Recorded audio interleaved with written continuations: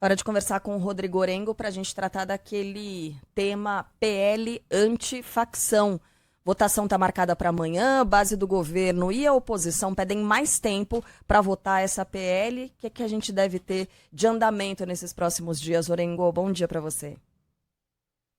Muito bom dia, Carla. Bom dia a todos. Sabe, Carla, que já são 4 textos apresentados, substitutivos apresentados pelo relator, o deputado Derrite, e a secretária de Segurança de São Paulo.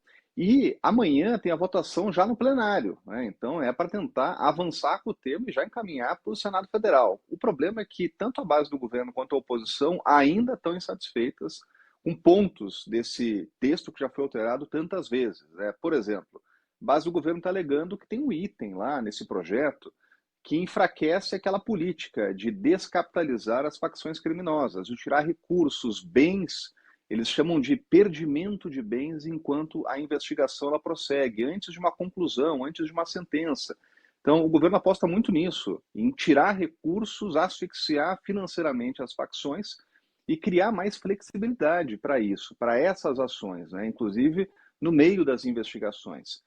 Já a oposição ainda tem aquela bandeira de equiparar o crime das facções criminosas com o terrorismo. Isso foi retirado do texto, até porque o Ministério da Justiça, os especialistas do governo diziam que isso seria banalizar lá o crime de terrorismo e ainda abrir brechas que poderiam, de alguma forma, enfraquecer a soberania nacional, porque existem tratados internacionais e até políticas de países como os Estados Unidos de intervenção em áreas dominadas pelo terrorismo. Então, isso acabou saindo do texto, mas essa é uma bandeira de partidos de oposição. Agora, com a votação já marcada para amanhã, a ideia é avançar hoje nas negociações, fazer mais mudanças se for realmente necessário, ou o seguinte, coloca para votar e aí trata dessas questões que são trazidas pelos oposicionistas, pelos governistas, coloca na hora do voto, né? Coloca por emendas. Né? Geralmente, quando as propostas não têm um consenso, não tem realmente uma linha muito clara de maioria, se coloca lá na hora do voto e aí se avança com as emendas, faz a discussão no plenário mesmo, até porque o presidente da Câmara, Hugo Mota, estabeleceu esse tema como prioridade, quer avançar e marcou a votação hoje, justamente porque estava prevista para a semana passada, mas depois de tantas mudanças do texto, passou tudo para esta semana, e a ideia é já votar amanhã, no máximo ainda nesta semana, e liberar esse assunto lá para o Senado. Agora, Carla, tem que lembrar ainda que tem outras propostas que tramitam, que precisam avançar até o fim do ano na Câmara com a PEC da Segurança. A PEC da Segurança que é uma aposta do governo que estabelece uma coordenação nacional que seria liderada pelo governo federal em articulação com os estados, mas tem ainda uma oposição de governadores que entendem que isso pode enfraquecer lá a autonomia dos governadores no quesito da segurança em cada estado. Então, esse é um tema prioritário.